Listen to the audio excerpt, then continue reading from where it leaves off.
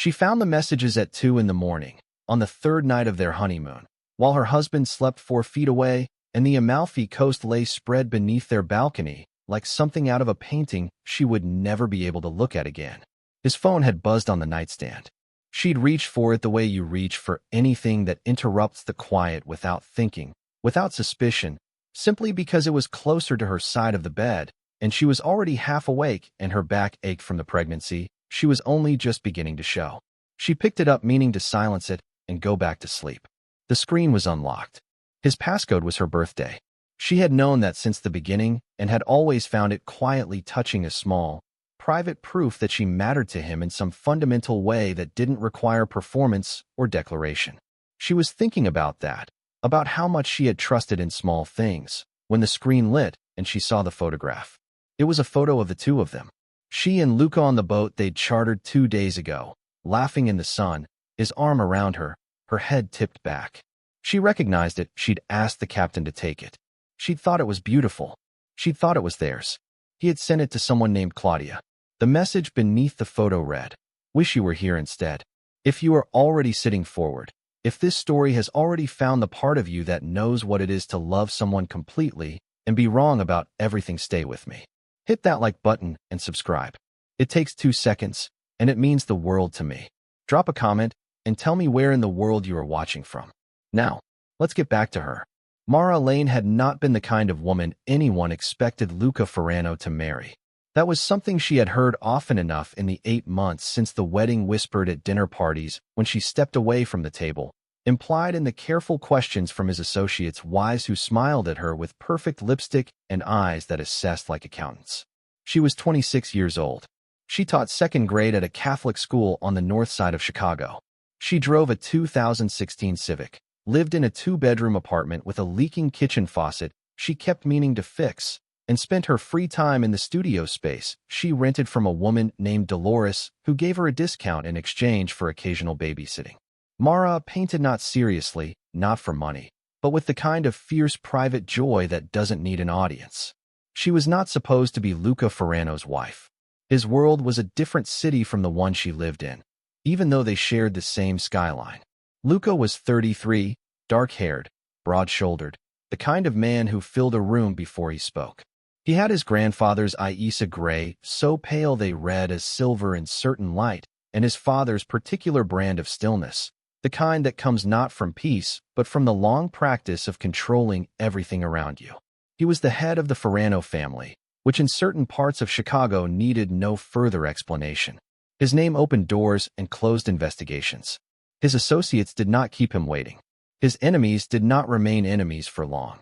He had walked into the gallery where Mara was attending the opening for a friend's work on a Tuesday night in late October, wearing a suit that cost more than her car, and he had stood in front of one of her friend's pieces for 12 uninterrupted minutes without looking at his phone.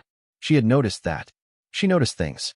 In her experience, powerful men did not stand still for 12 minutes in front of anything that didn't serve a purpose, and art never served a purpose in their world, not really.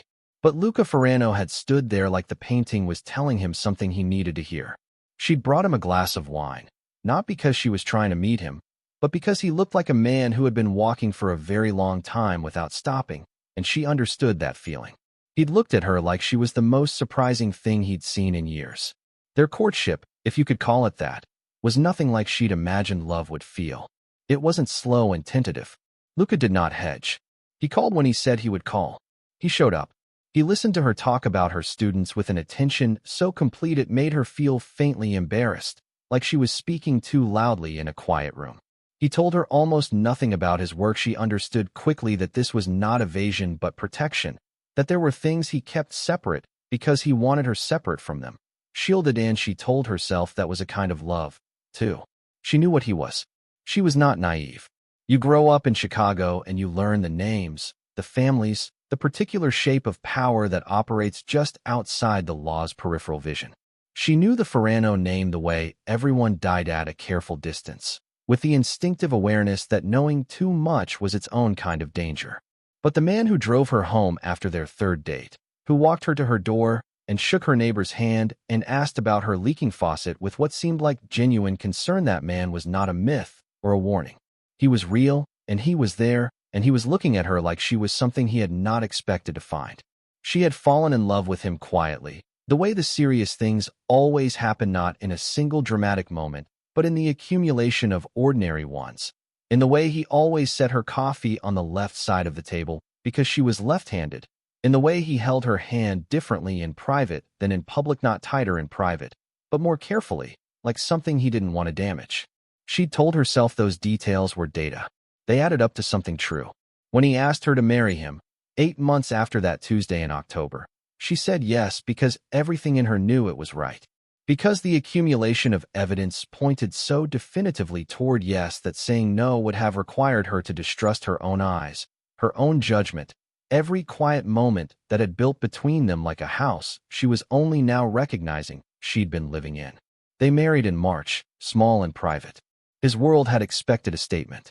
He gave them dinner for 40 people at a restaurant he closed for the night, and it was the first time Mara had understood the scale of what she was marrying into, not because anything dangerous happened, but because of the way every person in that room deferred to him, parted for him, watched him the way people watch something they fear and need in equal measure. She had held his hand under the table for most of the reception, and he had held hers back, his thumb moving in slow circles against her knuckle the way it did when he was keeping himself calm, and she had thought she remembered thinking this with absolute clarity. I am the only person in this room he is not performing for. She had believed that. She found out she was pregnant 6 weeks later, on a Wednesday morning, sitting on the edge of her bathtub in the apartment she still kept, because the lease didn't run out until June and Luca kept saying he wanted to buy them something properly theirs. 2 lines. She'd stared at them for a long time before the joy arrived, not because she didn't want it, but because it was so large she needed a moment to locate herself inside it. She had called him immediately, and he had gone so still on the other end of the line that she'd been frightened for a beat, just one beat, before he said her name in a voice she'd never heard from him. Low and soft and stripped of everything except something that sounded, unmistakably, like awe. A baby, he'd said. Not a question. A fact he was letting enter him slowly. A baby, she'd said back. He'd been at her apartment 20 minutes later, and he'd held her for a long time without speaking, his hand against the back of her head, and she had felt completely, absolutely safe. That had been 14 weeks ago. The honeymoon had been Luca's idea, belated, because the spring had been complicated, because his world had demanded things from him in ways she didn't ask about, and he didn't explain. They'd flown to Italy in June, private, just the two of them, and the villa on the cliff above Positano was so beautiful it made Mara feel slightly outside herself, like she was watching her own life from a comfortable distance. She walked through the rooms in her bare feet and touched the old stone walls and stood on the balcony watching the boats on the water below and thought, this is real, this is mine, this is the life I have. She was 14 weeks pregnant, and her husband had booked the most beautiful place she had ever seen, and she had been, in every measurable way, happy. Until the phone. She sat with it for a long time after the first message, long enough for the screen to dim and bright again when she pressed it back to life, long enough for the boats on the water to shift with the tide. She sat with it because some part of her was still trying to find a different explanation, the way you circle a word in a foreign language hoping the meaning will change if you look long enough. Wish you were here instead. Beneath it, Claudia's reply, timestamped 11 minutes ago. Miss you. When are you back? And Luca's response, sent from this room, from the bed 4 feet away, while Mara had been sleeping. Thursday. I'll come to you first. She scrolled up. She didn't want to. She did it anyway, the way you press on a bruise to confirm it's real. The messages went back 7 months. Before the wedding. Before the proposal. Back into the time when Mara had been falling in love with him and building her quiet internal case for yes. Back into the Tuesday evenings and the careful cups of coffee and the thumb moving in circles against her knuckle under the table. Claudia had been there for all of it. A parallel line running alongside everything Mara believed was true, close enough to touch. There were photographs. She did not look at all of them. She looked at enough. She set the phone down on the balcony railing with both hands, very carefully, like it was breakable. Her own hands were shaking. She noticed this distantly, the way you notice pain that hasn't quite arrived yet, that is still traveling toward you through the numb. Behind her, Luca breathed evenly in the dark. The sound of a man with a clear conscience, she'd always thought. She understood now that this was just what unbothered sleep sounded like. She had mistaken the absence of guilt for innocence. She had been reading the wrong thing entirely. The baby moved. Just a flutter, the faint interior motion she'd been feeling for the past 3 weeks, still new enough to catch her off guard. She put her hand on her stomach. She sat on the balcony for a long time. She did not cry, which surprised her. She had expected the grief to come in fast and loud, the way it had when her father died, the way it had after her one and only other serious heartbreak, at 22, when she had wept with the whole of herself like it was something she could get to the bottom of. But this was different. This grief was structural. It was not something she was feeling, it was something that was happening to the foundation of the last 8 months of her life, a slow and total collapse. She thought about what she knew. She was in a rented villa on the Amalfi Coast, 14 weeks pregnant, in a country where she did not speak the language well enough to navigate alone. She had €42 in cash, her passport, her phone, and one credit card in her own name that she'd kept from before the marriage. She had not known why she'd kept it, and she was only now understanding that some part of her had always known. She thought about the baby. She went inside. She packed in the dark, moving with a quietness that surprised Eros if her body understood before her mind fully did that noise was a liability, that waking him was the thing she most needed not to do. She took only what was hers. Her clothes. Her passport. The small leather-bound journal she carried everywhere because she was always meaning to draw in it and never quite did. The prenatal vitamins in the blue case on the bathroom counter. Her phone charger. Her credit card. She left the ring on the bathroom sink. The engagement ring and the wedding band both, set side by side like punctuation. She looked at them for a moment and felt something leave her body that she would not be able to name for a long time afterward. Then she picked up her bag and walked out of the bathroom and through the bedroom without looking at the bed, and out of the suite and into the corridor, where the lights were low and the night was still going on outside the windows as if none of this was happening. The front desk called her a taxi without questions. She paid with the credit card. She sat in the back of the car as the coastline fell away behind her, and she did not look back at the cliff with the lit windows and the vine-covered walls and the balcony, where she had sat with his phone in both hands and understood everything. She flew from Naples to Rome and from Rome to Chicago.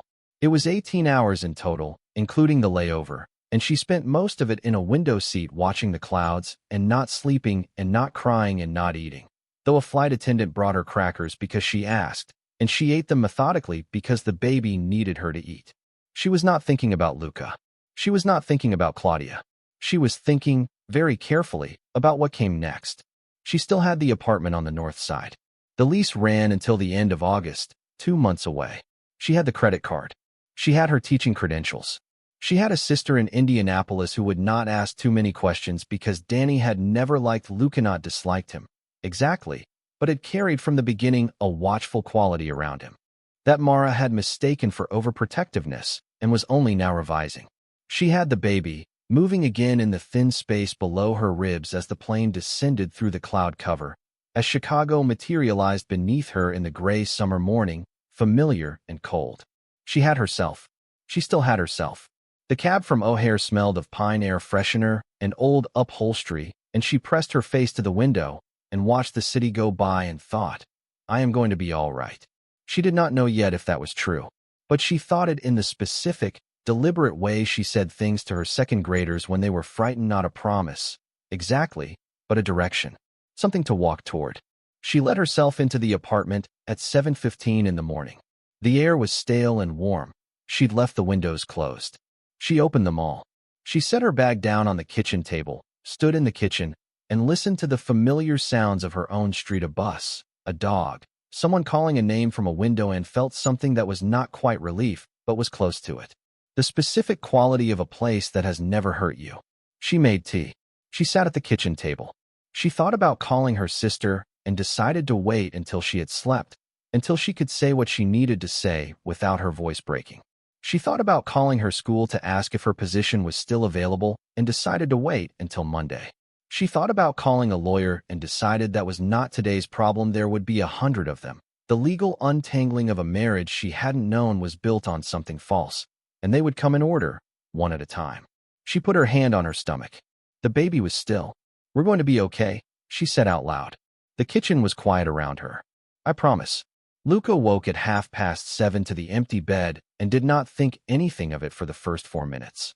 Because Mara sometimes rose early when she couldn't sleep and went to sit on the balcony with her journal, and the particular quality of attention she gave to mornings that he had always found quietly extraordinary about her, the way she was present in them, without effort, the way she seemed to believe the world was worth looking at before it had done anything to earn it. He stretched, reached for the far side of the bed the way he did when he expected to find her, and found the sheets cool. He lay there for a moment. Something was wrong. He had been trained from a very young age to recognize the specific quality of wrong in a room, the absence where there should be presence, the particular silence that means something has changed without announcing itself. He had stayed alive in part because of this ability. He felt it now. He got up. The bathroom was empty. Her toiletry bag was gone. He saw the absence of it on the counter before he saw anything else. And then he saw the rings, and the knowing arrived in him not slowly but all at once, complete and devastating, the way truth always arrives when it has been held at bay. He stood at the bathroom sink for a long moment, looking at the rings. 2 small bands on a marble counter. He did not touch them. He went back into the bedroom. Her bag was gone. Her clothes were gone. The charger that had been plugged in by the nightstand. He checked the closet, empty on her side, the hangers perfectly spaced in the way they'd been left by the hotel staff before she'd filled them, now re-emptied as if she had never been there at all. He sat on the edge of the bed. He picked up his phone. She had seen the messages. He understood this without being told, the same way he understood everything that happened in his proximity, by reading the shape of what was missing. She had come to bed before him. She had been there when he'd finally put down his phone and turned off the light at midnight. Between midnight and 7:30, she had seen what was on his phone, packed in the dark, and left. She had left. He sat with that for 30 seconds. Then he called Sal. Salvatore Angiulo had worked for the Ferrano family for 11 years. He was 41, compact, gray-haired at the temples, possessed of a face so naturally neutral it had served him well in 100 rooms where neutrality was its own kind of power. He had seen Luca Ferrano in many states. He had never heard his voice the way it sounded when he answered the phone at 7:34 in the morning from a hotel in Positano. "Find her," Luca said. "She left last night. Probably flew out of Naples." "Is she?" Sal started. "She's not in danger." A pause. "Not from outside." Another pause that said the rest of what he wouldn't say. "Find her." "Yes." He flew back to Chicago himself 3 hours later, not waiting for news, because waiting was not something he was capable of when it was her. He sat in the forward cabin of his plane and stared at the ocean below and tried to locate the specific moment everything had broken. He had done this before the forensic accounting of catastrophe, the search for the precise fault line, and he was good at it. He was good at it everywhere except inside himself, where the evidence was harder to read. He had not wanted to marry Claudia. Claudia had been easy in the way that things are easy when you do not care about them, present when he needed her to be, absent when he needed that more, requiring nothing from him that cost anything real. She had understood what she was to him and had accepted it because Claudia, fundamentally, was a practical woman who had made peace with what he was before Mara, with the kind of life that left no room for something honest. He had met Mara and understood within 6 weeks that she was the first person he had met in his adult life who did not want something from him that required him to be what the world knew him as. She wanted him. The actual him. Whatever that was, the version that stood in front of paintings for 12 minutes. The version that asked about leaking faucets. The version that had woken up the morning after their first night together and felt, for the first time since his mother died, like the day had something good in it before it had even started. He should have ended it with Claudia before he proposed. He had known that and had not done it. And the reason was one he did not want to examine too directly, even now, not because he wanted Claudia, but because some cold and practiced part of him had not yet fully believed that what he had with Mara was real, was lasting, was something he deserved to have last. Claudia had been insurance against a goodness he was not sure he had earned. And that calculation, that cold and practiced hedge, had destroyed the only thing that had made him feel, in 8 months, like a man instead of a machine. The baby. He kept returning to this. Mara was 14 weeks pregnant, and she was somewhere he didn't know, without him, alone. He pressed the back of his hand to his mouth and sat very still for a long time. Find her, he had told Sal. But finding her was only the first problem. The second problem was everything he had done. And the third problem, the one he could not yet see from where he was sitting, the one that was already moving toward her through the Chicago summer, while he crossed an ocean, trying to understand how he had destroyed his own life. The third problem had a name. His name was Voss. Dmitri Voss had been a problem for the Ferrano family for 2 years, circling the edges of territories that were not his, testing boundaries, making moves in the particular incremental way of a man who does not believe in direct confrontation and has never needed to because he has always had enough leverage. He operated in the gray space between several families, doing quiet business with each of them in ways that made him technically neutral and practically dangerous. He had no loyalty, which made him unpredictable. He had no limits, which made him worse.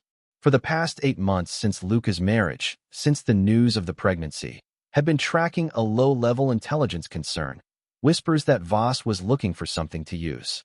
Not against Luca's empire, against Luca himself, against the thing, specifically, that made Luca something more than a machine to be reckoned with. The thing that made him human.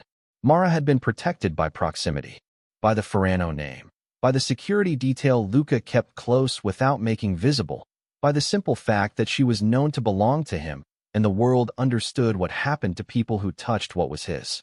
She was no longer proximate. She was alone in a city of 2.5 million people, 14 weeks pregnant, using a credit card in her own name, in an apartment Voss's people could locate in under an hour if they decided to look. Sal had the same thought at nearly the same moment, in a conference room in the Ferrano building on South Michigan Avenue, looking at a map and doing the math and feeling the particular cold that comes when you understand that a problem you have been managing at a distance has suddenly become a problem that is already inside the perimeter. He called Luca. She's at her old apartment, Sal said. North side. I have eyes on the building. Is she safe? For now. But Luca. Sal almost never used his given name. There's movement. Voss's people were in that neighborhood this morning. I don't know if it's connected. There was a pause that lasted exactly 3 seconds. Nobody goes near her, Lucas said. Nobody from my side. No contact. She doesn't know we're watching. Another pause. I don't want to frighten her. And if Voss moves, then I move faster. Sal looked at the map. The apartment building on the north side sat in the June morning light like a fact about to become a problem, and inside it, a woman who did not yet know she was in the middle of something much larger than a marriage that had broken apart on a balcony in Italy, sleeping, probably, in the place she'd gone when the world became too much. She's going to need to know eventually, Sal said. I know. She's going to hate you. I know that too. He landed at O'Hare at 4 in the afternoon. The city was gray and warm, the lake invisible in the haze. He went directly to the office, not to the house, because going to the house, to the home he had been building for them, the house he'd bought without her having chosen it yet because he'd wanted to surprise her, that was still full of plans for a nursery and a studio she didn't know he'd already had designed. Going to that house alone was not something he was ready to do. He stood at the window of his office and looked at the city spread below him and thought about Mara at her kitchen table, or in her studio, or asleep with her hand on her stomach, in the apartment on the north side, where she had been happy before he found her, and where she had retreated now because she needed something that had never been contaminated. He had sent a photograph of the two of them to a woman who was not her.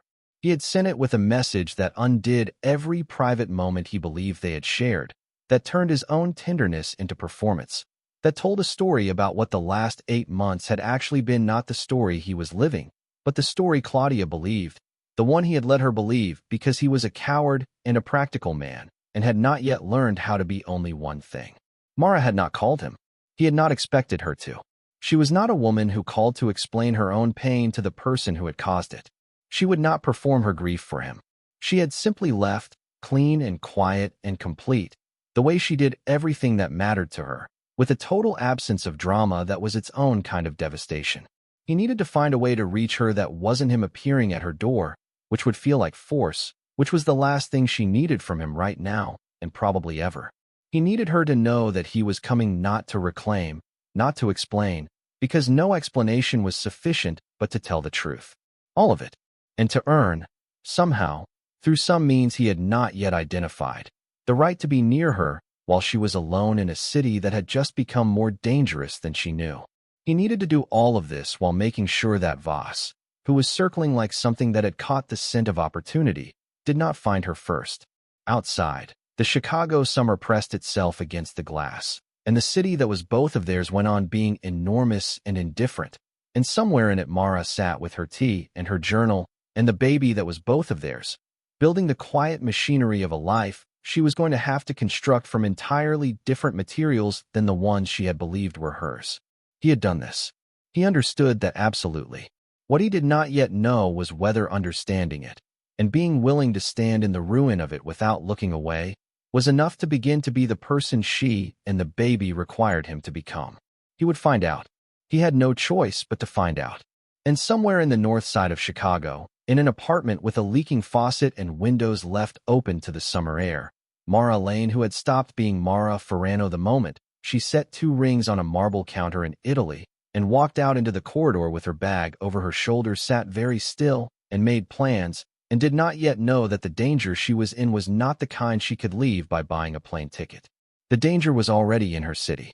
It had a name, and it had found her address before Luca's own people had finished making coffee. The first thing Mara did, in the quiet of her second morning back, was call her sister. She had slept for 14 hours, which was the most she had slept since the first trimester. Nausea had made nights into an ongoing negotiation. She woke to the sound of her own street again, the bus, a dog. The recycling truck she had forgotten made its rounds on Friday mornings and lay still for a moment with her eyes open, taking inventory of where she was and what was true. The ceiling of her own apartment. The specific crack in the plaster near the light fixture that she'd been meaning to report to the landlord for 2 years. The smell of the city coming through the open window. All of it ordinary, all of it hers, all of it unchanged. She was still here. She had made it through the first night. She called Danny from the kitchen while the kettle boiled, sitting in the same chair she'd sat in the morning before, her feet folded under her. Danny answered on the second ring the way she always did, as if she had been waiting, as if she had always, in some ambient and continuous way, been listening for Mara's call. "Are you all right?" was the first thing Danny said. Not hello, not where are you. Just the question that cut to the center of things the way Danny had always been able to do, even as children, even when they were 7 and 9 and Mara had come downstairs with a scraped knee, and Danny, younger, smaller, somehow already more direct, had looked at her and said, "That looks like it hurts," with a simplicity that made the thing real enough to cry about. "No," Mara said. The kettle began to whistle. "But I'm going to be." She told her sister the parts she could tell, without her voice failing entirely: the phone, the messages, the flight home, the rings on the counter. She left out the photograph of the 2 of them on the boat, the one she had helped stage, the one Luca had sent to another woman with words that rewrote the memory so completely that she could no longer look at it cleanly. Some things were too precise in their cruelty to repeat. Danny was quiet through most of it. When Mara finished, Danny said, "Do you want me to come?" "Not yet." Mara poured the water over the tea. "I need to figure out what I'm doing first. I need a few days to just be here and be quiet and know what I'm actually feeling before I talk to anyone else." "You're sure you're safe?" It was not quite a question. Mara understood what it meant. Danny had never been a woman who trafficked in euphemism when she was worried about something that mattered. "I'm in my own apartment," Mara said. "Luca doesn't know where I am." A pause. "He probably does, actually. He has people who find things. But he hasn't come here, and I don't think he will. Not yet." She considered this. "I don't think he's the kind of man who shows up uninvited when he knows he's in the wrong." And what kind of man is he when he knows he's in the wrong? Mara thought about this for longer than she expected to. She was not, she realized, afraid of Luca Ferrano. She was many things. She was heartsick. She was furious in a way that felt geological rather than explosive, a deep and slowly shifting anger that would take time to fully surface, but she was not afraid. She had always known, in the background of their marriage, in the peripheral awareness she had maintained as a kind of quiet self-preservation, that the man she had married was capable of things she did not know the details of, that there was a version of him that existed in rooms she never entered, making decisions she never asked about, in the particular language of a world that ran on fear and leverage and the threat of consequences. But that man had never been the man in the room with her. She had always understood these as 2 distinct things, and she still understood them that way, even now. What he had done to her was not violence. It was something subtler and in some ways worse. It was the discovery that the private version she had believed in had also been a performance of sorts, not for the world but for her, to hold her close enough, to keep her trusting, while the actual private life ran alongside in a parallel. I don't know, Mara said honestly. I'll find out. She hung up and sat with her tea in the morning and let herself feel, very carefully, the size of what she was carrying. The baby, the grief, the strange specific weight of having to rebuild your understanding of the recent past from the ground up, to go back through the evidence of the last 8 months and decide what was real and what was constructed. She did not want to do this. She wanted to preserve some of it, to hold on to the Tuesday evenings and the coffee cups in the hand under the dinner table, even if they now existed in a different frame. But she was a practical person, and she understood that the revision had to happen whether she wanted it to or not. She booked an appointment with her OB for the following week. She called her school's principal, who expressed genuine warmth and told her the second-grade classroom was hers again in September if she wanted it. She made a list on paper, in the journal she had taken from the villa, because she still had not been able to open it since she arrived, and she needed to fill it with something that was hers and not tainted of things she needed to do in the next 30 days. Lawyer, finances, the lease, which needed to be renewed or she would need to find something else, prenatal classes, a pediatrician, insurance. The list was very long. She looked at it for a while. Then she wrote at the top, in her own handwriting, which she had always liked, one thing at a time. She could do that. She had done it before. Luca's people found her address in 40 minutes. He had not needed to ask. Sal had the information before Luca's plane landed, sourced through 3 different contacts and confirmed by a man named Petrov who did background work for the Ferrano family and who understood discretion the way other people understand breathing. The apartment on the north side. Unit 4C. He had her coffee order, her pharmacy, the route she walked to the train station. Luca looked at none of it. He told Sal to keep a 4-man watch on the building rotating, invisible, nothing that would alarm her or the neighbors, and then he put the file in the drawer in his desk and did not open it. He did not trust himself with the information, which was a new experience for a man who had always trusted himself with everything. The problem was not that he wanted to go to her. He did want to go to her, with a want so fundamental it had physically lodged itself behind his sternum. The problem was that going to her would be, in the language she used and understood and lived by, wrong. It would be control wearing the costume of concern. It would be exactly the thing she had left him for, the insistence that his will took precedence over hers, that his need to be near her superseded her right to be away from him. He had spent his entire adult life in a world where his will was the organizing principle around which everything else arranged itself. People came to him. People waited on him. Problems bent to him or were removed. He had been raised in a world where want and fulfillment existed in close proximity, where the distance between deciding to have something and having it was rarely more than a phone call. Mara had never been like that. From the beginning, she had been the single element in his life that arranged itself according to its own logic, and he had found this extraordinary had found in it a kind of relief he had not known he needed, to be in the presence of something that owed him nothing and offered itself freely or not at all. And now she had exercised exactly that freedom, exactly the independence that he had loved about her, in the most devastating way available to her. And he was sitting in his office on South Michigan Avenue, understanding for the first time in his life what it cost to genuinely respect someone else's choices. It cost everything.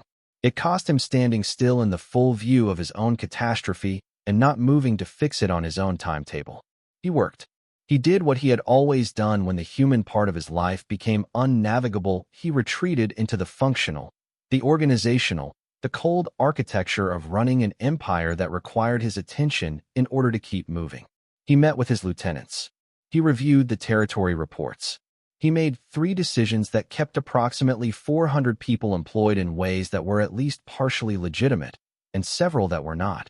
And he went through all of it with the surface competence that had always been his primary armor.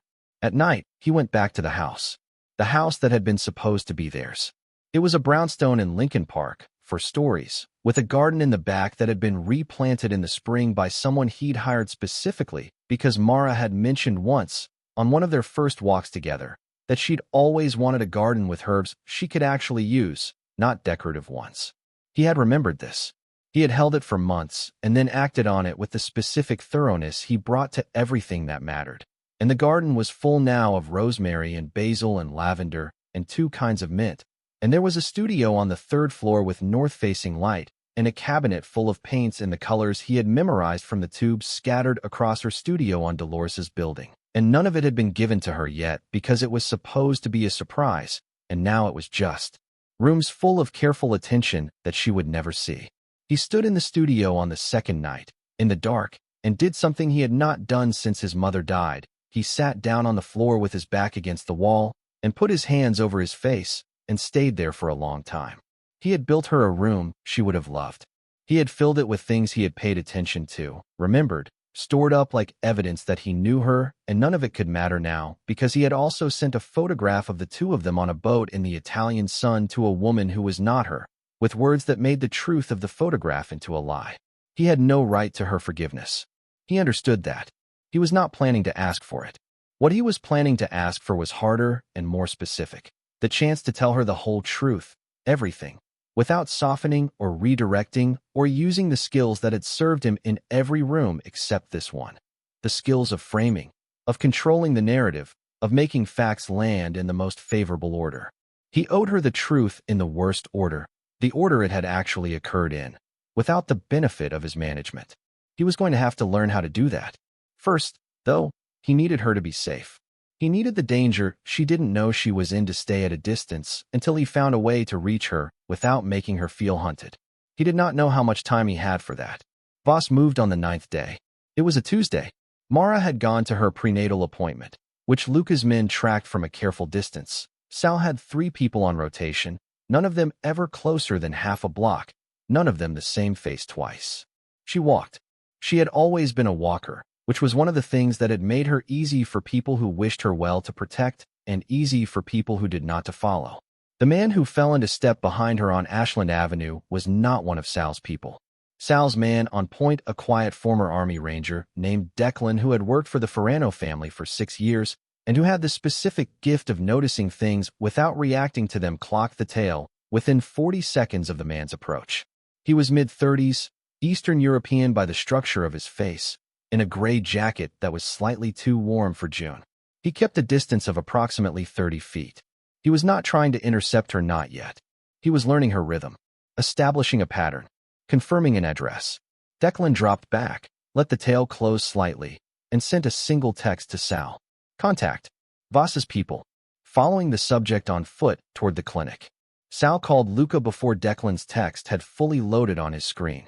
He moved, Sal said. Luca was in a meeting with 4 people who had flown from New York specifically to be in this room, a meeting that had been arranged 6 weeks ago and represented approximately $11 million of interest to everyone in the building. He looked at the number on his phone and stood up.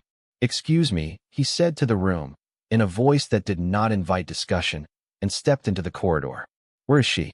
"Heading to the clinic on Damon. The tail is one of Voss's. I recognize him from the dossier. His name is Artur. He's a scout, not an operator. He's not moving to take her.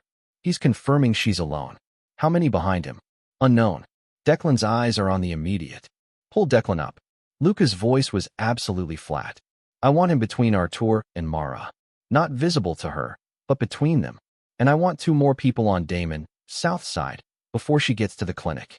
If Artur, he doesn't touch her. Nobody from Voss's side touches her. That is not a request, Sal. Whatever it takes." "Understood. And after do we take Artur?" A pause. 3 seconds. "Then no. We let him confirm she's here. Let him report back. I want Voss to think she's accessible. I want him to move in a direction I can predict.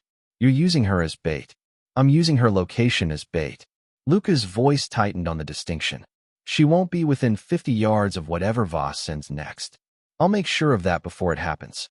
"Luca, I know. You have to tell her." Another silence, longer. "I know," he said again. He went back into the meeting.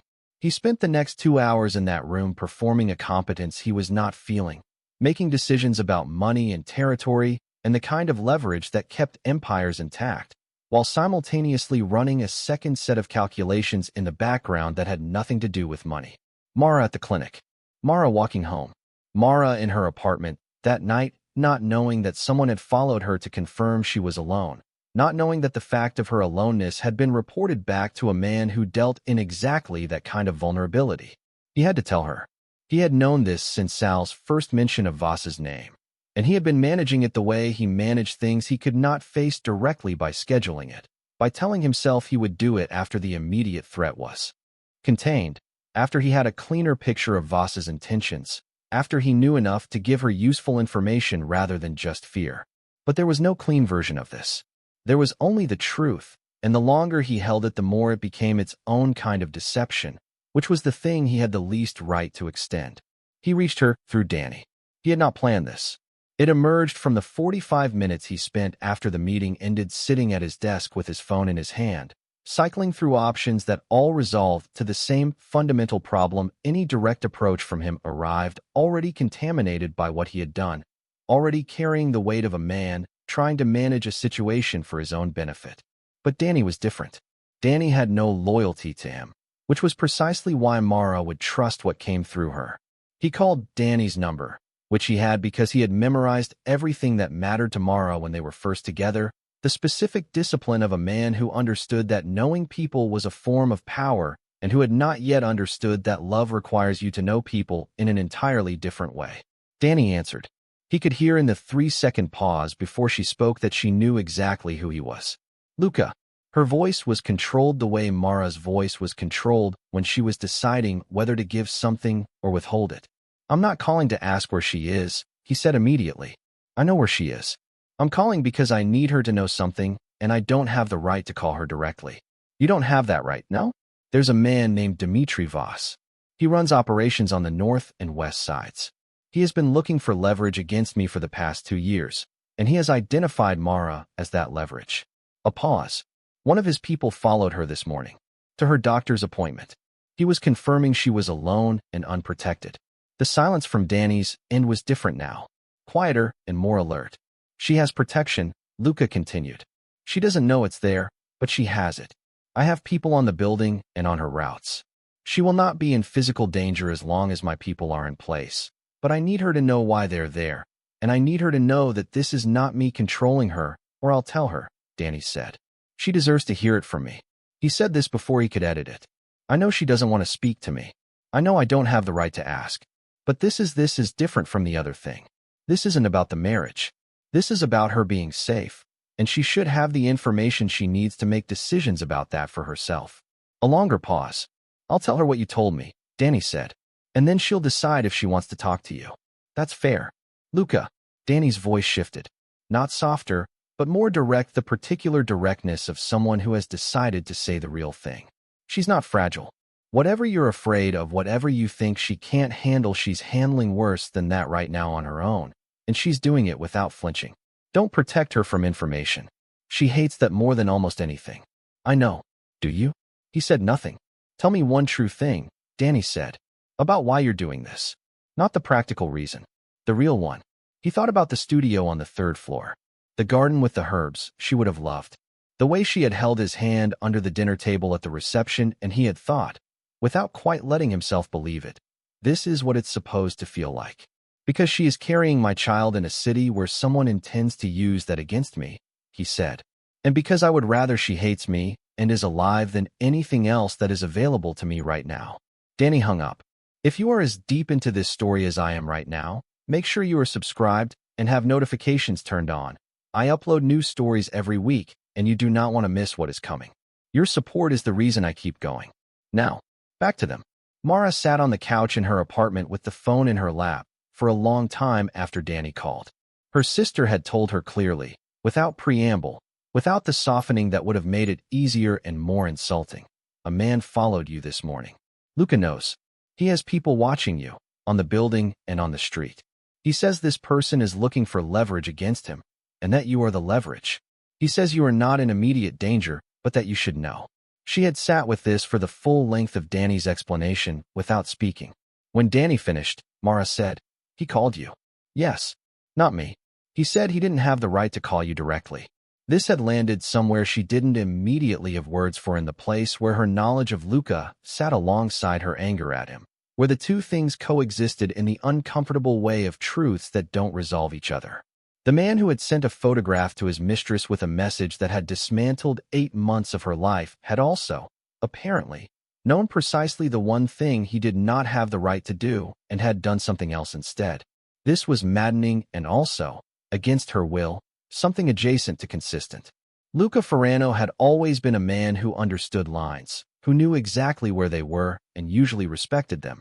And the line he had crossed, the one that mattered, the one with Claudia, she was beginning to understand, not a line he had treated carelessly. It was a line he had crossed deliberately, repeatedly, for 7 months, while maintaining enough self-awareness to know it was wrong, which was somehow worse. Carelessness, she could have understood. Deliberate choice was harder. She stood and went to the window. The street below was ordinary, the afternoon crowd thinning toward evening, a woman with a stroller, 2 teenagers on bikes. She looked at it differently now, with the specific attention of someone who has just learned they are being watched from within it. She could not see anyone who looked like a threat, which meant either no one was there or someone was very good. Given what she knew about Luca's world, she assumed the latter. She thought about what Danny had said. He says you are the leverage. She knew enough about the world Luca occupied to understand what that meant at a structural level. She had always understood it in the abstract that being his wife meant being a target for the people who wanted something from him, that this was the cost of proximity to that kind of power. She had accepted this when she married him, in the same quiet way she had accepted the other things she did not ask about directly, telling herself that love sometimes required you to hold space for things you couldn't see clearly. What she had not calculated was that she might find herself in that position alone, without the protection that came from being visibly his, without the network of people whose job it was to keep her close and safe. She had left the protection when she left the marriage, and the danger had stayed. She was furious about this in a way that was separate from her fury about Claudia and the photographs. This was a different flavor of anger, sharper, more practical, pointed directly at the precise mechanics of the situation. She had not consented to being leverage. She had not consented to being a pawn in a war between men she had nothing to do with.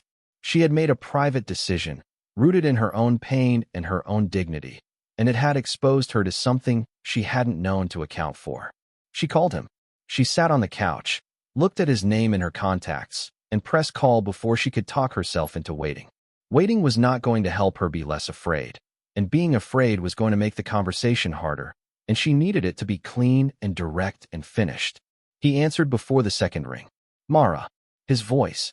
The specific quality of it that she had loved, that had felt like safety, she noted this now with a kind of scientific detachment, the way you might catalog something you can no longer have. Thank you for calling. Don't thank me. She kept her voice even. Tell me about the man who followed me. He told her. More than Danny had, more specifically Voss's name, the history of the conflict, the timeline of the surveillance, the fact that his people had been on the building for 9 days and would remain there as long as she did. He did not soften any of it. He spoke in the flat, informational way he used when he was being scrupulously honest, when he had decided that the most respectful thing he could offer was the truth without decoration. She listened. When he finished, she said, How long have you known he was circling? Sal flagged the concern 8 months ago, before we married. A pause. I believe the protection you had as my wife was sufficient to make it irrelevant. And when I left, the calculation changed. You could have called me yourself. On the first day. Yes. No qualification. No explanation. Why didn't you?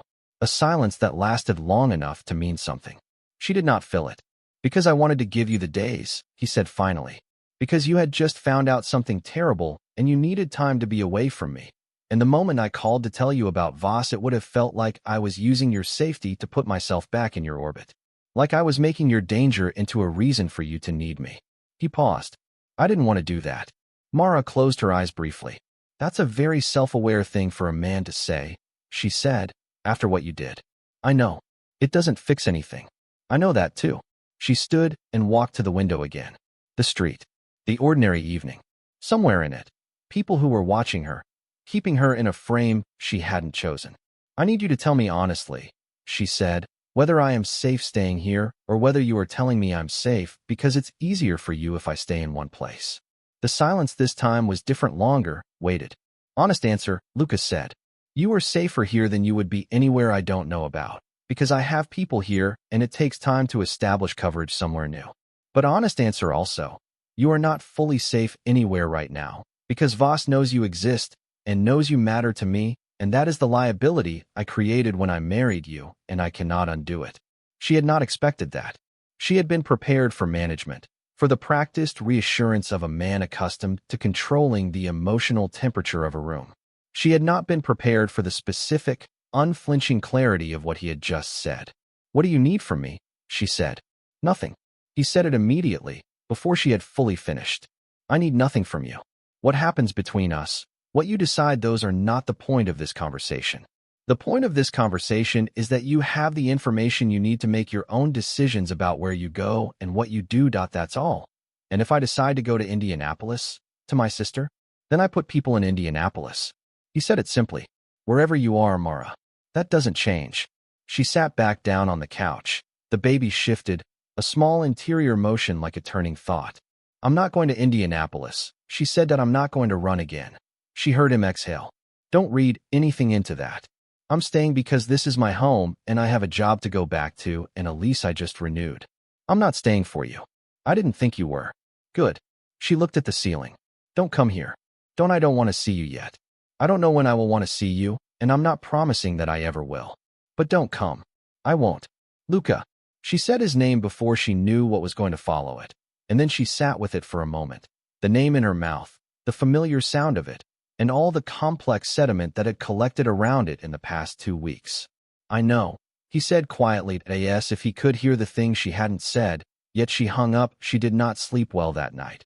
Not from fear. The fear had settled into something more manageable now that she had the shape of it, now that she knew it had a name and a logic and people positioned in her street to intercept it.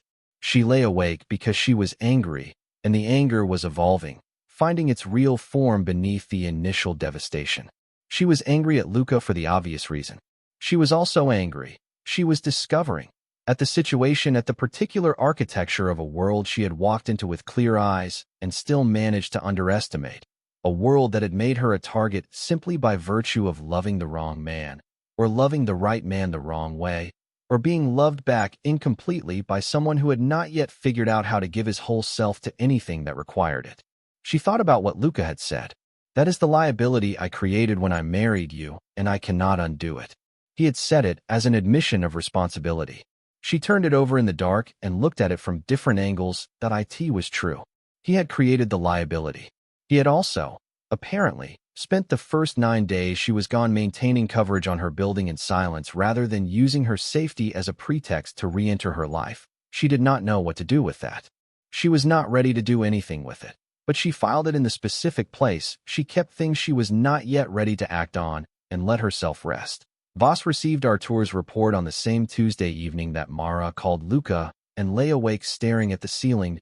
He was a careful man. Voss careful in the specific way of people who have survived a long time in dangerous places by never moving faster than the information warranted. He had been watching the Ferrano situation for 8 months, long enough to understand the architecture of Luca's vulnerability. The wife was an anomaly. Men in Luca's position did not usually have the specific kind of weakness that a wife represented. Not a legal wife, not a woman married in the full and public sense, not a woman who was visibly, demonstrably loved. Most men in Luca's world kept their private lives compartmentalized for exactly the reason that had now become Voss's opportunity. Artur's report was simple. She was alone. She was pregnant, she was using her own name and her own credit card, and she was living in an apartment on the north side with what appeared to be no visible security. Artur had not identified the Ferrano people on the building. This was partly because Declan's team was very good and partly because Artur was a scout and not particularly thorough. Voss considered the information for 2 days. He was not a man who acted on incomplete data, which was one of the things that had kept him operational for as long as he had been. He needed to know more about the state of the Ferrano marriage before he moved. If Luca had sent her away, if she was somewhere she'd been placed intentionally, some arrangement he'd made to protect a valuable asset, then moving against her would trigger a response that Voss was not yet prepared to absorb. If, on the other hand, she had left him, if the marriage had fractured, if Luca was managing that fracture and had not yet fully re-established control, then the window was open. He reached out through 3 intermediaries to a man in the Ferrano building's legal department who owed him a favor. What he received back, 2 days later, was a single line that told him everything he needed to know. Ferrano flew back from Italy early. Wife not with him. No joint appearances scheduled. No communication from the family about Mrs. Ferrano's current location. Voss called his operator. Move to the next phase, he said. Not the apartment. I want her somewhere in transit. Less controlled, less visible. Find me a window. The operator's name was Boren, and he was a different creature from our tour, entirely not a scout, but a finisher, a man who understood logistics the way Declan understood surveillance, with the specific thoroughness that made him dangerous. He reviewed Mara's patterns as our tour had established them over 9 days and identified 2 viable windows. The first was her Wednesday morning walk to the farmer's market on Green Street, a route with 3 blocks of reduced foot traffic between 7:30 and 8. The second was her Thursday evening run along the lakefront, alone, earbuds in, the particular vulnerability of someone who had always felt safe in a city they knew. He relayed both options to Voss. Voss chose Thursday. Sal found out on Wednesday evening. The source was a man named Gregor who worked adjacent to Voss's operation on the west side and who had been cultivated by the Ferrano family for 2 years as an emergency contact, someone who surfaced only when the information was worth the risk of surfacing. Gregor called Sal's secondary number at 8:45 in the evening and said 7 words. Thursday. Lakefront. Evening run. They're moving on her. Sal called Luca. He was at the house. Sal could tell by the quality of the silence in the background the particular stillness of a place with too many rooms and not enough people in it. Luca picked up immediately, the way he had been picking up every call for the past 9 days, the practiced speed of a man who has decided to be constantly available for a specific kind of news. Sal told him. The silence on Luca's end lasted for seconds. Not the silence of someone processing, the silence of someone who has already processed and is now simply deciding how to respond. Call Boren off, he said. We don't have a line to Boren. Then we intercept on the lakefront before he can reach her. Luca's voice was very quiet. And I want a meeting with Voss. Tonight if possible. Tomorrow morning at the latest. He won't come to you. He will if the alternative is that I come to him. A pause. And I want to speak to Mara before tomorrow evening. She needs to know she cannot run tomorrow. She doesn't know about the run being compromised. No, but she'll need to hear it from me. And she'll need to believe I'm not manufacturing an excuse to restrict her movement. He was quiet for a moment. Can you get word to Declan? I want an extra 2 men on the lakefront route starting at 5 tomorrow morning. Already on it.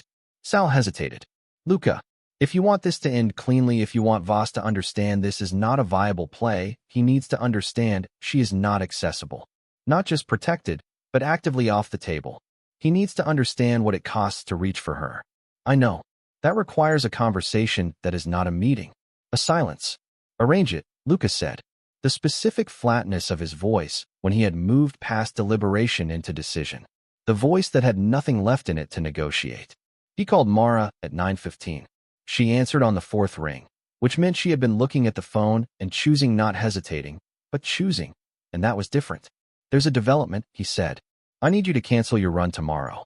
She was quiet for a moment. You've been tracking my run. My people track your patterns. That's different from tracking you specifically, but I understand if the distinction doesn't. What's the development? He told her. He did not soften at the operator, the window Voss had identified, the Thursday lakefront. He watched himself, in the telling, for any tendency to frame it in a way that made him central, that made her need him rather than simply informing her of a fact. He reported it the way he would have reported it to Sal, cleanly, with the relevant information in the relevant order. When he finished, she said, he identified my run, which means he's been watching my patterns. Yes. For how long? At least 9 days. She was quiet. He heard her breathing, which was steady, not panicked. Angry, he thought the particular quality of Mara's anger, which sounded like stillness from the outside, and was extremely loud from the inside. What are you going to do about Voss? She said. I'm meeting with him tomorrow morning. And the meeting will accomplish it, will communicate that you are not available to him. He chose the word carefully, in terms he is equipped to understand. Another silence. All right, she said. Mara, don't. She said it without sharpness. Just clearly, the way she said things when she was conserving herself for something she needed the energy for. Don't say whatever you were going to say. Not tonight. He did not say it. Thank you for telling me, she said, and ended the call. He met with Voss at 7 in the morning in the back room of a restaurant in the West Loop that had been used for this kind of conversation for 20 years, neutral ground, which in Chicago meant ground that nobody owned cleanly and everybody respected. Voss arrived 3 minutes late, which was its own kind of communication, and sat across from Luca with the specific studied ease of a man performing confidence he may or may not have felt. Luca looked at him for a long moment without speaking. This was something he had learned very early, that silence in the presence of someone who expected language was its own form of pressure, that it forced the other person to fill the quiet with something revealing. Voss filled it with, "I heard your wife left you." "My wife," Lucas said, "is under my protection, regardless of where she is or what the state of our marriage is. This is not a variable. This is a condition. A man can have a condition and still have a gap. There is no gap." Luca's voice had not changed in register or volume since he sat down. It was the same voice he used for everything, for calling Mara, for telling Sal to move, for the $11 million meeting he had walked out of. Completely even. "The woman you had followed to her doctor's appointment is carrying a child. She is 26 years old, and she is not a lever. She is a person, and anyone who approaches her professionally, personally, in any capacity that is not an accident will have removed from this conversation every option that does not end with them in the ground." Voss's expression did not change. He was looking at Luca with the calculation of a man doing math in real time, running the variables. The power difference, he understood it. He had always understood it against the opportunity he had believed Luca's marital fracture had created, against the specific and total absence of ambiguity in what had just been said. "The gap," Luca said quietly, "that you thought existed. It doesn't." Voss looked at him for a long moment. Then he picked up his coffee and drank it, and set it down, and stood. "I'll consider the conversation concluded," he said. "I'll consider it a warning," Lucas said. "Don't make me have the other conversation." Voss left. Sal, who had been standing near the door with the particular stillness of a man who was prepared for multiple outcomes, waited until the back door had closed before he looked at Luca. "He'll pull back," Sal said. "For now." "I know." Luca looked at his coffee. "But pulling back is not the same as stopping. No. We need the long version of this to be finished." He said it not to Sal specifically, but to the room, to the morning, to the particular quality of a problem he had been managing for 2 years that had now become something personal in a way it had not been before. "I want everything we have on his organization on my desk by end of day. I want to know what he's moved on in the last 60 days, where his money is, who he owes, who he answers to. Thinking about taking him apart. Thinking about taking him apart cleanly," Lucas said, "so that there is nothing left of it to come back to her." Sal nodded once, and went to make the calls. Lucas sat alone in the back room of a restaurant in the West Loop and thought about a woman in a North Side apartment who was canceling her morning run because a man he had allowed to exist for 2 years had identified her as a gap in his armor. He thought about the baby, his child, growing in the body of the person he had most catastrophically betrayed, in a city that had become dangerous specifically because of who he was and what he had failed to be. He thought about what it would mean to dismantle Voss, not just push him back, not just communicate the warning that this morning had been, but actually end it. The infrastructure, the alliances, the territory assumptions. It would take 6 weeks minimum. It would require the full attention of his organization and the cooperation of 2 other families who had been waiting for the right moment to move against Voss's encroachment on their own edges. It was the kind of operation that required complete focus and left no room for half measures. He had been waiting for the right moment to initiate it for 2 years. He understood now, sitting in the gray morning light of the West Loop with his coffee going cold, that the right moment was the one where he stopped calculating and simply moved, not for strategy, not for territory, not for the abstract protection of his name or his empire, but for her. For the specific, concrete, non-negotiable fact of her safety. For the child she was carrying alone because he had given her no reason to stay. He called Sal back. "Start it," he said. "All of it. Tonight." And outside, in the city that was both of theirs, the summer morning was doing what it had always done, going on, indifferent and ordinary, full of people living their lives without knowing what moved beneath the surface of it. Mara was in her apartment. Somewhere in it, her journal was open to a page that said one thing at a time, and the baby was still, and she was building a life from different materials, and the man who had broken her trust was sitting in a restaurant in the West Loop choosing, for the first time in his life, to do the right thing for no reason except that it was right. It was not forgiveness. It was not redemption. It was not, yet, anything that resolved the thing between them. But it was a beginning. Voss did not cancel Boren. This was the thing about men who had operated for a long time without real consequence. They heard warnings as suggestions. They ran the math in their own favor because the math had always favored them, because the world had consistently arranged itself in confirmation of their own judgment, because every line they had crossed had stayed crossed without retribution long enough that they had stopped believing in retribution entirely. Voss had heard what Luca said in the West Loop that morning. He had processed it, filed it, and decided that the warning was performance, the kind of thing a man says when he is emotionally compromised, when he is operating from grief and not from strength, when the fracture in his personal life has introduced a sentimentality that could be exploited if approached correctly. He believed Luca was in love with his wife. He believed love made men loud about protection and slow about delivery. He believed that Thursday evening, Boren would confirm his read of the situation, and that by Friday morning, he would have the leverage he needed to move Luca off of the Northern Territories without a war. He was wrong about all of it. Mara canceled her run. She had agreed to cancel it, and she did, without resentment and without the impulse to test the warning by showing up anyway, because she was not a woman who confused courage with recklessness, and she was carrying a child. She spent Thursday evening on her couch with a book she was only half reading and a cup of decaf tea and the particular quality of alertness that comes from knowing something is happening somewhere nearby that you cannot see. She did not watch the window. She read her book and trusted that the people in her street were doing what they were there to do. They were. Boren arrived at the building at 6:47 in the evening. He came from the north side of the block, on foot, in the clothes of someone who lived in the neighborhood and was returning from somewhere ordinary. He was good. Voss had not sent a scout this time.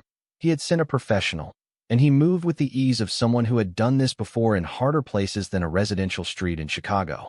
He had a key to the building's secondary entrance, obtained through a building maintenance employee who had been given $4,000 to make a copy and ask no questions. He got as far as the stairwell door. Declan was waiting on the second-floor landing with two of his people, and the building maintenance employee had called Sal the moment Boren left his presence with the copied key, because $4,000 is meaningful until you understand who you've given information to and what they intend to do with it. And this particular man had a daughter and a working conscience, and had spent 3 days understanding the weight of what he'd done before he picked up the phone. Boren was removed from the stairwell with efficiency and without noise.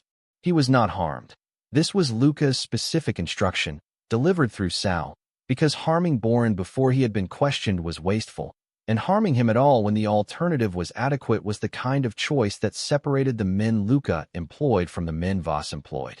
He was placed in the back of a car and driven to a location in the South Loop that belonged to the Ferrano family in a way that did not appear on any deed and was used for exactly this kind of conversation. Sal called Luca at 6:53. "We have him," Sal said. "Clean. No contact with the subject. No one in the building alerted. She's safe. She's safe."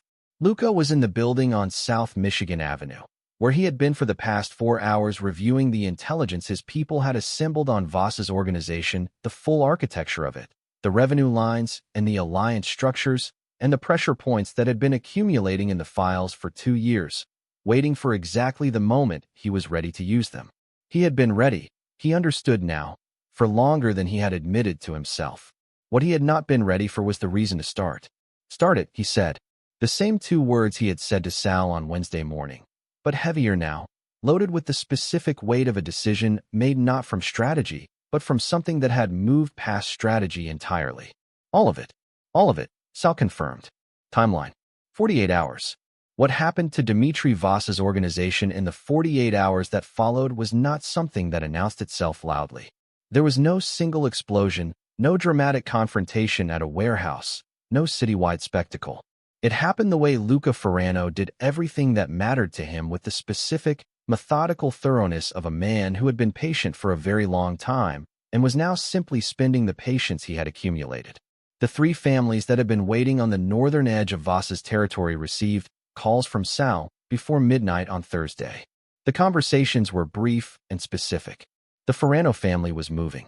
Anything that had been held in deference to Voss's operational presence could now be considered available. The response from all three was the same aversion of "we have been waiting for this call," which told Luca that Voss had been more disliked and less feared than his own self-assessment had suggested. The financial structures were next. Luca had two accountants who understood the architecture of illegal money in the way that musicians understand harmony, intuitively, completely, able to hear the structure beneath the surface. By Friday morning, they had identified every account, every holding company, every clean front business that Voss used to move money through the city's legitimate economy. The information was packaged, organized, and delivered to three separate federal contacts before noon. Not because Luca had any particular faith in federal intervention, but because simultaneous pressure from multiple directions was always more effective than a single point of attack, and because the accountant's work was too good to waste on only one audience. The alliances were the most delicate and the most decisive. Voss had built his organization on a network of obligations, people who owed him, people he had leverage over, people whose arrangements depended on his continued operational stability. Luca spent Friday afternoon in three separate meetings with three separate intermediaries, each of whom controlled a piece of Voss's network and each of whom had, for different reasons, grown tired of the obligation. The conversations were efficient. Money changed hands, not as bribes, but as restitution compensation for the cost of ending relationships that had become more liability than asset. By Friday evening, Voss had no functional alliances left in the city. Luca met with Voss on Saturday morning. This was not a restaurant in the West Loop. It was a room with one window and two chairs, and Sal standing near the door in the way that Sal stood near doors when the room was not meant to be exited casually. Voss sat in one of the chairs.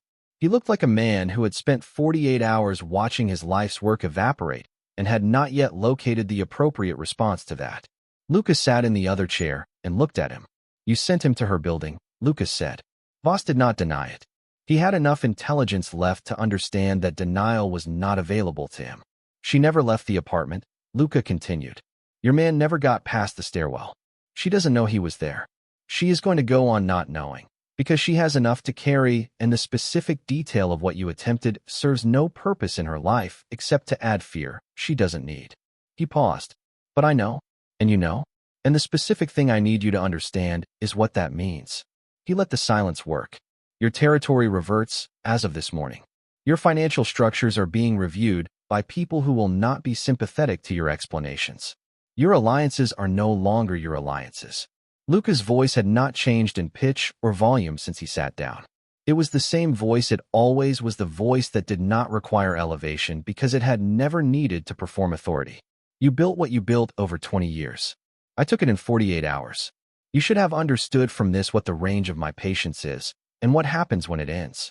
Voss looked at him with the expression of a man who is measuring the distance between his dignity and his survival and has just made a decision about which one to keep. "What do you want?" Voss said.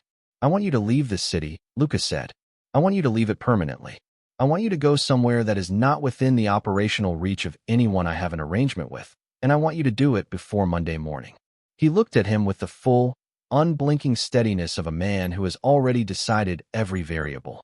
"And I want you to understand clearly, completely, in a way that survives wherever you go and however long you live, that the woman in the North Side apartment is not accessible. She was never accessible. She is not a gap or a leverage point or a variable. She is the person I would reduce this entire city to rubble to protect, and no calculation you or anyone like you could run will ever change that math." Voss left Chicago on Sunday. Sal sent a text to Declan that afternoon. "Stand down from the building. We're clear." Declan sent a reply that was simply, "Understood." And then, after a pause, "She made us coffee last week. Brought it down and left it outside the door with a note that said, 'For whoever's out here. Figured you should know.'" Sal read this and did not reply to it. He called Luca instead and read it to him. Luca was quiet for a moment. Then, "She knew. She knew. Of course she did." He said it without surprise, with a kind of exhausted admiration that was different from the way he usually spoke. "She always knew. She had known since the second week. Not the specifics, not Voss, not Boren, not the stairwell on Thursday evening, but the general shape of it. The coffee had been her way of saying, 'I see you, I know what you are, and I am choosing to acknowledge it without making it complicated.' She had left it outside the door because bringing it down and handing it to someone would have required a conversation she wasn't ready for, and Mara did not do things she wasn't ready for. But she also did not pretend things weren't there. She spent the week after Thursday in the particular suspended state of someone waiting for a decision that is not yet fully formed. She went to school to finalize her September return, sat in her old classroom, and looked at the small chairs and the shelves of picture books, and felt the specific grounding of a place that had never been about anything except children and learning and the ordinary daily work of helping someone understand the world. She went to her prenatal appointment. Dr. Mehta told her the baby was healthy, growing on schedule, positioned well. She listened to the heartbeat on the monitor fast, insistent, completely indifferent to the complications of the world it was preparing to enter, and sat up from the table afterward feeling something she hadn't felt in 3 weeks. Certain. Not about Luca, not about the marriage, not about any of the large and unresolved things. Certain about this. About the heartbeat and the classroom and the apartment and the life she was going to build from the materials she actually had rather than the ones she had believed were hers. She called her sister that evening. "I think I need to talk to him," she said. Danny was quiet for a moment. "Talk to him about what?" "Everything." Mara looked at the ceiling. "The real things. Not the immediate things, not Voss. Not the danger, not the logistics. The actual things underneath all of that, which I have not let myself have the conversation about because I have been too angry and too hurt and also, honestly, too afraid that if I have the conversation I'll say something I don't mean, or he will, and then there's no going back from it in either direction. And now? And now I'm less afraid." She considered this. "I think I'm less afraid because I've been living in my own life for 3 weeks, and it turns out my own life is actually fine. It's hard, and it's not what I planned, and the faucet is still leaking, but it's mine, and it's real, and I'm not afraid of it." A pause. "Which means I'm going into the conversation from a place of not needing anything from him. Which is the only way I know how to have a conversation that I actually want to have." "When?" "Tomorrow," Mara said, "before I can talk myself into waiting longer." She texted him at 9 in the morning. Not a call, a text, because a call required her to hear his voice before she had decided how she wanted to hold herself in the conversation, and she needed to decide that first. "Come to the building at noon." "Don't come up. I'll come down." He replied in under a minute. "I'll be there." She spent the morning in her studio, the small rented space 2 blocks over, not the purpose-built room she didn't know existed in a brownstone in Lincoln Park, painting badly and deliberately, the way she sometimes did when she needed to be in her body and not in her head. She painted without thinking about what she was painting, let the color go where it wanted, and when she looked at it an hour later, she had made something that was mostly gray and blue with a narrow stripe of orange running through the center of it like a fault line, or a seam, or a door left slightly open. She left it to dry and walked back to the building. He was already there when she came outside. He was standing on the sidewalk, not near the entrance, a deliberate distance, the specific body language of a man who had thought carefully about how not to crowd a space. He was in a dark jacket, no tie, his hands in his pockets. He looked tired. Not the performed tiredness of someone who wants credit for having suffered, but the actual tiredness of a man who had not been sleeping, which showed in the specific quality of his face, a slight hollowing, a tension along the jaw that had not been there on the Amalfi Coast. She stopped a few feet from him. The June afternoon moved around them, people, a dog, the sound of traffic on the street behind her. He looked at her. His eyes went first to her face and then, briefly, to the visible curve of the pregnancy, which had been barely perceptible in Italy and was now undeniable. Something moved across his expression that she could not fully name, not guilt, which was too simple, and not longing, which was too romantic. Something in between, something that had more weight than either. "You look well," he said. Then, quickly, "I know that's not what you came down here for." "No," she said, "but thank you." They were quiet for a moment, which would have been awkward with almost anyone else and was, with Luca, simply the space between them finding its level. "Tell me one true thing," she said. It was what Danny had asked him. She knew Danny had told her, and she was asking it differently.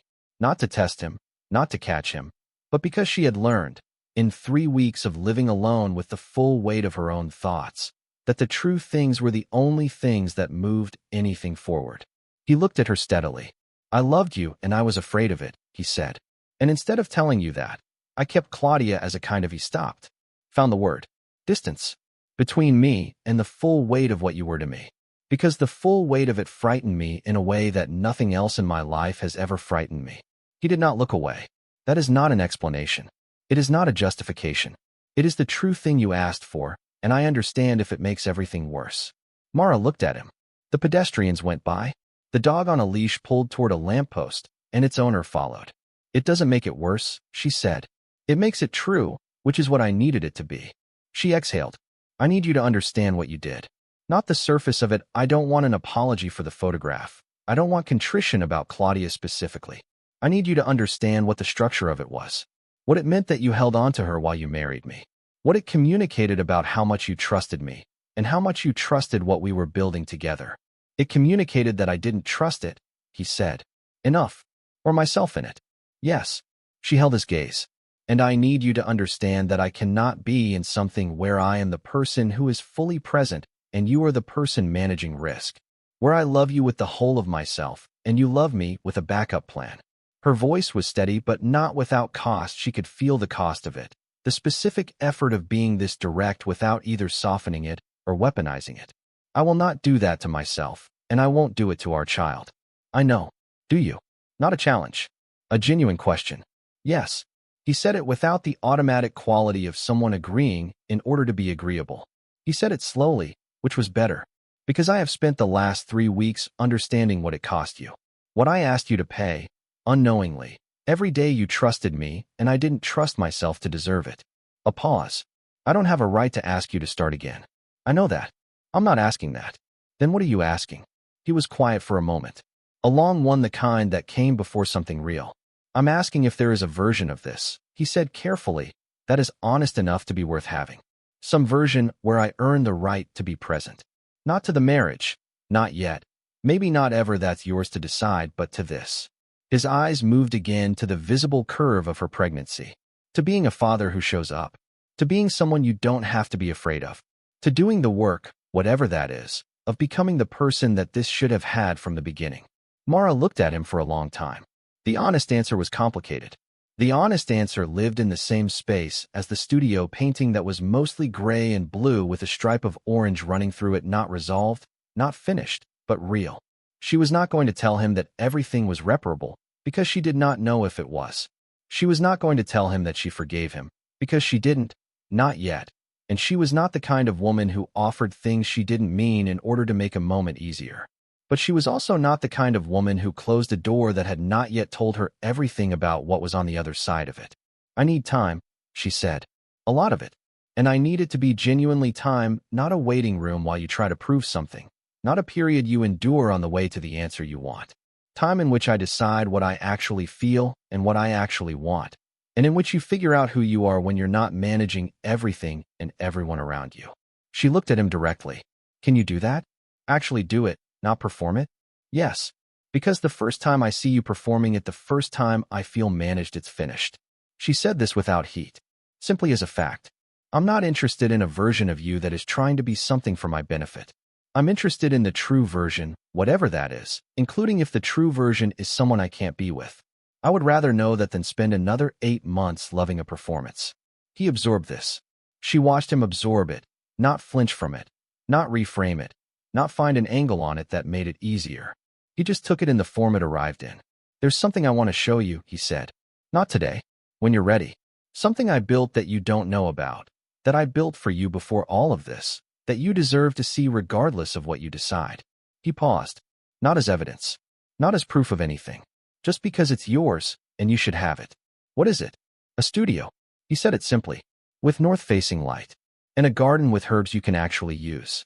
She looked at him. Something moved in her chest, not forgiveness, not restoration, but something prior to those things. Recognition. The specific recognition of a detail so precisely accurate that it could only have come from someone who had been paying the kind of attention that is not about management, but about care. She had mentioned herbs once, in passing, on an October walk. The fact that he had remembered it, had acted on it, and was offering it now without pressure or expectation, offering it as simply yours, regardless, was the most disarming thing he had said in the entire conversation. Okay, she said after a moment. Okay, you'll see it. Or okay in general. Okay, I'll see it. She looked at him steadily. The rest is still to be determined. That's fair. He meant it. She could tell the difference now. They stood in the afternoon for another moment, in the particular quality of an ending that is also the very fragile beginning of something that might, if handled with enough care and honesty and patience, become something worth having. The baby, he said. Not a question. A word he was placing in the air between them carefully, like something he didn't want to drop. She's healthy, Mara said. She had not told him the sex before. She watched him understand that she had just told him now, watch it land in him and stay. She, he said quietly. She. He did not reach for Mara. He did not move toward her, did not try to close the distance with anything physical. He stood where he was, 6 feet away on a sidewalk in Chicago, with his hands still in his pockets, and she watched something happen in his face that she had never seen there before, a softening so complete it was almost structural, like something that had been load-bearing for a long time had finally been allowed to put down its weight. Thank you, he said, for telling me. She nodded once. Then she turned and went back inside. The months that followed were not a reconciliation. They were something more careful than that, something that did not have a clean name, a gradual, conditional, mutually suspicious and mutually hopeful process of two people deciding whether the truth of what they were to each other could survive what one of them had done to it. Luca went to therapy. This was not something he announced or performed. He simply began going, on Tuesday mornings, to a woman named Dr. Varda, who worked in a building on North Clark Street, and who had, apparently, considerable experience with men who had spent their lives in positions of control and were only now learning to distinguish between control and care. He did not tell Mara about it until the 6th week, and he told her the way he now tried to tell her things, without strategy, without framing, without the management that had been his default mode for so long he had not noticed he was doing it. I've been seeing someone, he said, on one of the Wednesday afternoons that had developed between them. Not dates, not formal occasions, but a standing window of time that they used to walk together, around the lake or through neighborhoods she chose, in which they talked about the mundane things that build the load-bearing structure of knowing someone. A therapist. I started 6 weeks ago. She had nodded, said good, and asked what they talked about. Everything, he said. Mostly fear. They walked in silence for a moment. Does it help? She said. Yes, he said. It turns out I have been afraid of a very large number of things for a very long time, and have been managing the fear by controlling everything around me so that the things I feared could not approach. He said this with the dry, slightly incredulous quality of someone reporting a discovery that should have been obvious. And it turns out this works extremely poorly for the specific purpose of being in a relationship with another person. That is genuinely insightful, Mara said. My therapist is very direct. I like her already. He let her see the brownstone in Lincoln Park on a Saturday in August, 3 weeks before the baby was due. She came alone, without agenda, and walked through the rooms the way she walked through everything that mattered, slowly, touching the walls, stopping to stand in windows, spending time in corners that were not the obvious focal points because she was interested in the edges of things, in what the spaces between told you about whoever had made them. The studio stopped her completely. She stood in it for a long time. The north-facing light came through in the specific quality of Chicago late summer, direct, but not harsh, the kind of light that makes colors honest. The cabinet was full of paints in a range of colors she recognized, and she stood in front of it, touching the tubes one by one with a careful, private expression that he watched from the doorway and did not interrupt. You remembered all of these, she said finally. Not quite a question. I paid attention. She turned to look at him. He was leaning against the doorframe with his hands in his pockets. That gesture that she had come to understand was not studied nonchalance, but the thing he did when he was trying very hard not to impose himself on a space. When he was making himself smaller, so she had room to be her full size. You built this before everything, she said. Yes. While Claudia, yes. He did not let her finish. Not because he wanted to deflect, but because there was nothing she was going to say that he intended to make her carry the full weight of alone.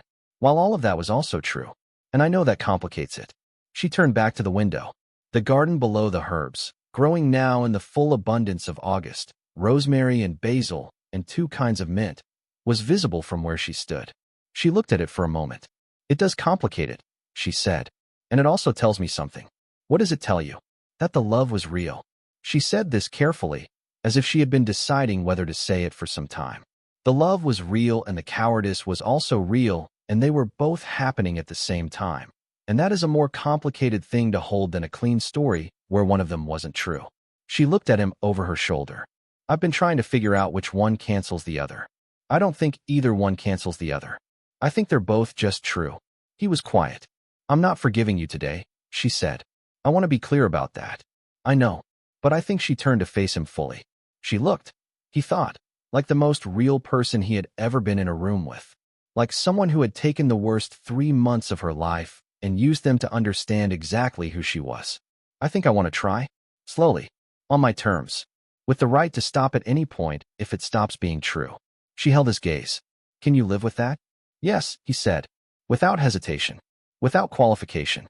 Without trying to accelerate it or manage it. Yes. And you understand that this is not I'm not doing this because I need you. I'm not doing this because of the baby or because I'm afraid of being alone, because I'm not afraid of being alone. She said this with the absolute certainty of someone who has tested a thing and found it holds. I'm doing this because I want to know if what we actually are to each other is worth the work. And I will only find that out by doing the work. That's exactly what I want, Luca said.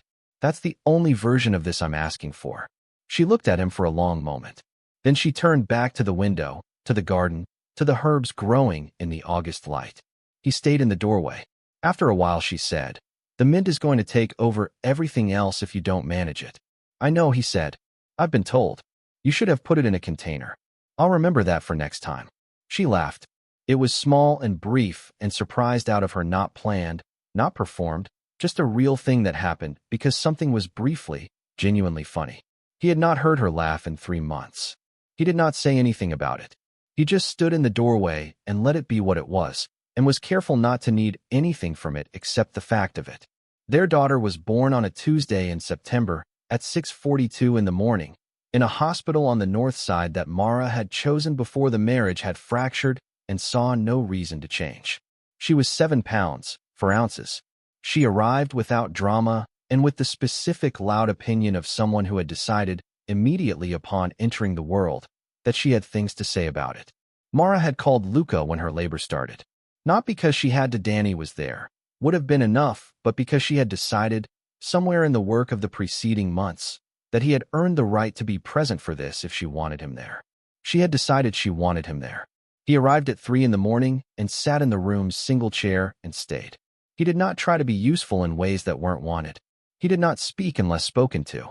He was simply present, in the way she had asked him to be from the beginning, real, steady, taking nothing that wasn't offered.